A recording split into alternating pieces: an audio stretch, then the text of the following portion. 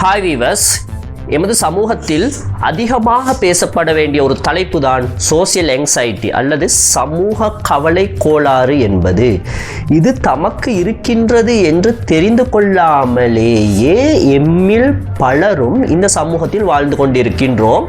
அதனால் இந்த சமூகத்தின் ஊடாக எமக்கு கிடைக்க வேண்டிய பல நற்பலன்களும் கிடைக்காமல் போகின்றன. ஏனென்றால் சோசியல் எங்சைட்டி உள்ளவர்கள் உண்மையிலேயே இது நான் ஏன் இவ்வாறு உணர்கின்றேன் என்று அறிந்திருக்க மாட்டார்கள். அவர்கள் முதலாவதாக ஏனையவர்களுடன் இருப்பதை தவிர்க்க விரும்புவார்கள், தனிமையை அதிகமாக நாடுவார்கள். இந்த இரண்டு பண்புகளும் உங்களிடம் இருக்கின்றதா என்று பாருங்கள்.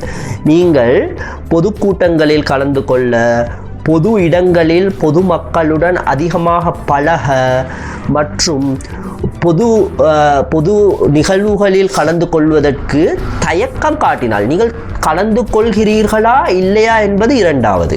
தயக்கம் காட்டுகின்றீர்களா, இது வேண்டாம், இதை தவிர்ப்போம், தவிர்க்க முடிந்தால் தவிர்ப்போம் என்ற உணர்வு உங்களுள் ஏற்படுகின்றதா என்று பாருங்கள்.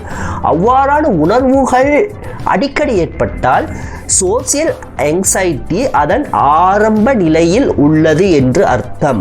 இந்த சோசியல் எங்சைட்டியின் ஊடாக எமது வாழ்க்கையில் பெரிய ஒரு பாதிப்பு ஒன்று ஏற்படுமா என்று கேட்டால் இல்லை. ஆனாலும் எமது வாழ்க்கையின் முன்னேற்றங்கள் பல விதங்களில் இதனால் பாதிக்கப்படலாம். அதாவது நாம் ஒரு சோசியல் அனிமல், ஒரு சமூகத்தில் இணைந்து வாழ்ந்து அந்த சமூகத்தில் ஊடாகத்தான் எமது வெற்றிகளையும் தோல்விகளையும் நாம் அடைந்து கொள்ள வேண்டிய நிலையில்தான் மனிதனாகிய நாம் பரிணமித்துள்ளோம். எனவே சமூகத்தை ஒதுக்கி தனியாக நான் முன்னேற போகின்றேன் என்று யாராலும் முன்னேற முடியாது. அதனால் இந்த சமூகமும் சமூகத்தில் உள்ள பல்வேறு விதமான குரூப்ஸ் மற்றும் இந்த சமூகத்தில் உள்ள பல்வேறு விதமான வடிவங்கள், அமைப்புகள் என்பவையும் அவற்றுடன் நாம் கலந்து பங்கு பெற்று விடயங்களை மேற்கொள்வதும் மிகவும் முக்கியமானதாக இருக்கின்றது. இல்லாவிட்டால் எமது முன்னேற்றங்கள் பல பாதிப்புகளை ஏற்படுத்தும். ஆகவேதான் இந்த சோசியல் எங்சைட்டி என்பதை நாம் சரியாக உணர்ந்து அதற்கான சரியான நடவடிக்கைகளை, அந்த சோசியல் எங்சைட்டி முழுவதாக போகாது, சிலருக்கு அது பிறப்பிலேயே வரும், சிலருக்கு அது சிறு வயதில் நடந்த நிகழ்வுகளின் காரணமாக வரும். என்றாலும் அது முழுமையாக போகாவிட்டாலும் அதனை நாம் கட்டுப்பாட்டில் வைத்திருக்கலாம். அதை எவ்வாறு மேற்கொள்வது என்பதுதான் இந்த வீடியோவின் முக்கியமான நோக்கமாகும். முதலில் சோசியல் எங்சைட்டி என்பது என்னவென்றால், சமூகத்துடன் பழகுவதற்கு, சமூகத்துடன் இருப்பதற்கான தயக்கம். பழகுவது இல்லை என்று கூறவில்லை, அதாவது நீங்கள் பழகுவீர்கள், சமூகத்துடன் இருப்பீர்கள், இருந்தாலும் ஏதோ வேண்டா வெறுப்புடன் பழகுவீர்கள், தவிர்க்கத்தான் விரும்புவீர்கள், தவிர்க்க முடியாத சூழ்நிலையில் பழகுவீர்கள். இவ்வாறான ஒரு மனநிலையில் நீங்கள் எப்பொழுதும் இருந்தால் அதுதான் சோசியல் எங்சைட்டி என்பது. மேலும் இந்த சோசியல் எங்சைட்டி என்பது பிறப்புடனே வரும் ஒன்று அல்ல. பெரும்பாலும் இன்ட்ரோவேட், எக்ஸ்ட்ரோவேட் என்று ஆங்கிலத்தில் இரு பதங்கள் பிரயோகிக்கப்படுகின்றன. அவை பிறப்புடன் வரும். இன்ட்ரோவேட் என்பது அவருக்கு, அந்த இன்ட்ரோவேட்டாக பிறந்த ஒருவருக்கு தனிமையில் இருந்தால்தான், தனிமையாக உணர்ந்தால்தான் அவருக்கு சக்தி பிறக்கும், நிறைய விடயங்களை சாதிக்கலாம். ஆனால் மக்களுடனும் அவர் சேர்ந்து பழகுவார். இது இன்ட்ரோவேட் என்ற குவாலிட்டி. அடுத்தது எக்ஸ்ட்ரோவேட் என்ற ஒரு குவாலிட்டி உண்டு.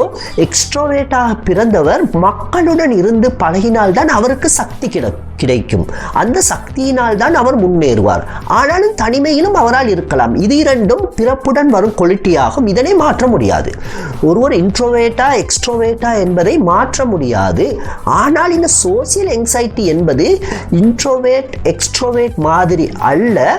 இது சிறு வயதில் நடைபெறும் முக்கியமாக பாடசாலை காலங்களில் எமக்கு கிடைத்த அனுபவங்களை மையமாக கொண்டுதான் ஏற்பட்டிருக்கும். இருக்கும். பாடசாலையில் நாம் ஒரு மெலிந்த மனிதராக இருக்கலாம், அல்லது ஒரு குட்டையான மனிதராக இருந்திருக்கலாம், அல்லது ஏதோ ஒரு சிறு குறைபாடு உள்ள ஒரு மாணவராக இருந்திருக்கலாம். அதனால் ஏனைய மாணவர்கள் எம்மை தொடர்ந்தும் கேலி செய்திருப்பார்கள். இது எமது ஆழ்மனதில் பதிந்து எமக்கு இந்த சோசியல் ஆங்ஸைட்டி என்பதை ஏற்படுத்தி இருக்கும் பிற்காலத்தில்.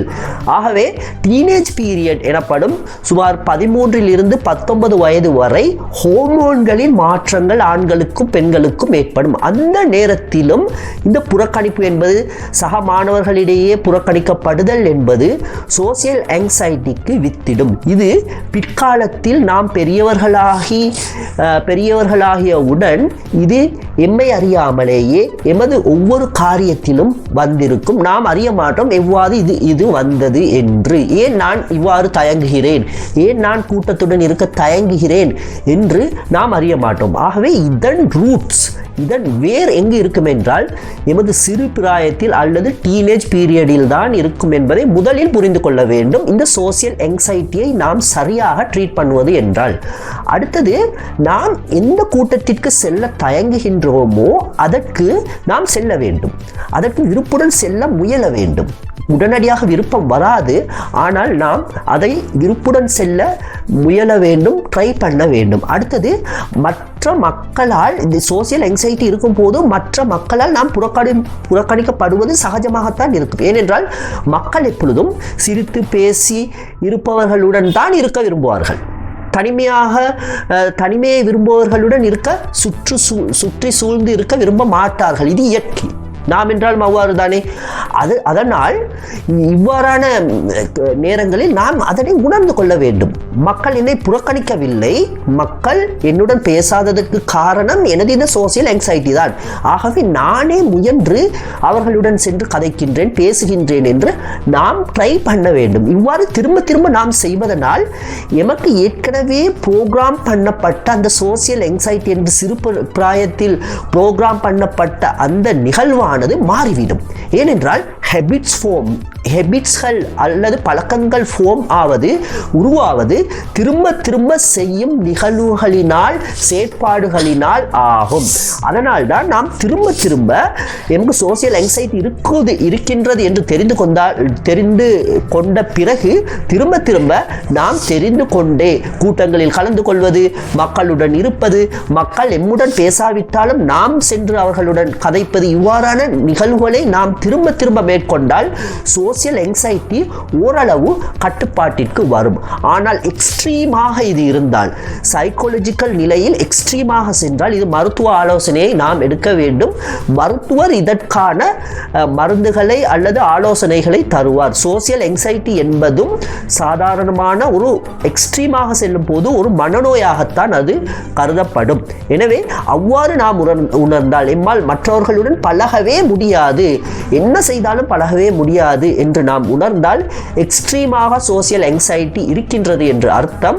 அந்த வேளையில் நாம் என்ன செய்ய வேண்டும் என்றால், ஒரு சைக்காட்ரிக் பயிற்சி பெற்ற ஒரு மனநல மருத்துவரின் ஆலோசனையின்படி உள ஆலோசனைகளை அல்லது மருந்துகளை எடுத்து நாம் இதனை சரிப்படுத்த முடியும். ஆகவே இந்த வீடியோவின் ஊடாக உங்களுக்கு சோசியல் ஆங்ஸைட்டி என்றால் என்ன, அது உங்களுக்கு இருக்கின்றதா என்பதை எவ்வாறு தெரிந்து கொள்வது, அவ்வாறு இருந்தால் எவ்வாறு அதனை ட்ரீட் பண்ணுவது போன்ற விடயங்களை நாம் மிகவும் சுருக்கமாகவும் உளவியல் ரீதியாகவும் உங்களுக்கு கொண்டு வந்தோம். இவ்வாறான மோட்டிவேஷனல் ரீதியான வீடியோக்களுக்காக தொடர்ந்தும் எமது சேனலுடன் இணைந்திருங்கள். இந்த வீடியோ பிடித்திருந்தால் ஒரு லைக் பண்ணுங்கள், சப்ஸ்கிரைப் பண்ணுங்கள். ரொம்பவும் நன்றி உங்களுக்கு.